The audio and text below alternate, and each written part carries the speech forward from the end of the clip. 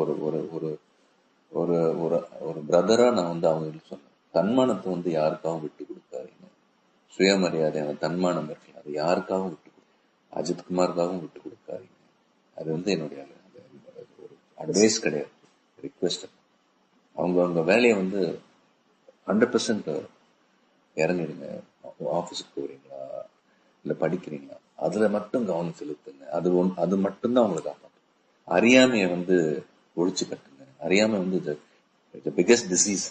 அதை என்ன கேட்டா அறியாமை வந்து அதை ஒழிச்சு கட்டுங்க.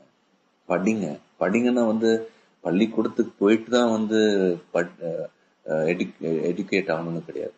நான் 10ஆம் கிளாஸ் தான், பட் அடிபட்டு நிறைய இப்போ படிப்பறிவு பட்டறிவுன்னு சொல்லுவோம். எனக்கு வந்து பட்டறிவு வேண்டாம், அது ரொம்ப லாங் ரூட், அது ரொம்ப கஷ்டமான ஒரு இது. படிங்க. இப்போ நான் உணர்றேன், ஐயோ நான் படிக்காம போயிட்டேன்னு. அப்பெல்லாம் சொல்லுவாங்க படிதான் ஏறல, அது வேற விஷயம். இன்னைக்கு நான் உணர்றேன், படிச்சிருக்கலாமா, இவ்வளவு வந்து அடிபட்டு வளர வேண்டிய அவசியம் ஏற்பட்டிருக்காது. ஸோ படிங்க. கண்மூடித்தனமா யார் பின்னாடியும் போகாதீங்க. கண்மூடித்தனமா வந்து யாரையும் நம்பாதீங்க. உங்க படிப்பு உங்களுடைய மனசாட்சி மட்டும் உங்களை காப்பாற்றும். அந்த மத்தவனை மிதிக்காம நீங்க என்ன வேணா பண்ணுங்க, அடுத்தவனை தொல்லை பண்ணாரு. இது வந்து நான் பொதுவா சொல்றது, ஃபேன்ஸுக்கு மட்டும் இல்லை. நீங்க என்ன வேணா பண்ணுங்க, என்ன வேணா, யார் என்ன வேணா, உங்களுக்கு பிடிச்ச விஷயத்துல வந்து ஈடுபடும். ஆனா அடுத்தவனை தொல்லை பண்ணாதீங்க.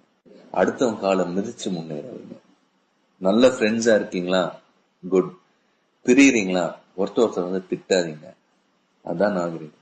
வாழ விடு, போ, ஒதுக்கிக்க. 10 பேருக்கு போய் அவன் பத்தி இதே தவறு ஒதுங்கிக்க, டீசெண்டா ஒதுங்கி கையை கொடுத்தா அப்படியோ. இது வந்து என்னுடைய ரிக்வெஸ்ட். பட் யாரையும் வந்து கண்மூடித்தனமா நம்பாதீங்க. நான் இன்னைக்கு சினிமால இருக்க, நாளைக்கு நான் எல்லாம் போகலாம். இது வந்து என்னுடைய ரிக்வெஸ்ட்.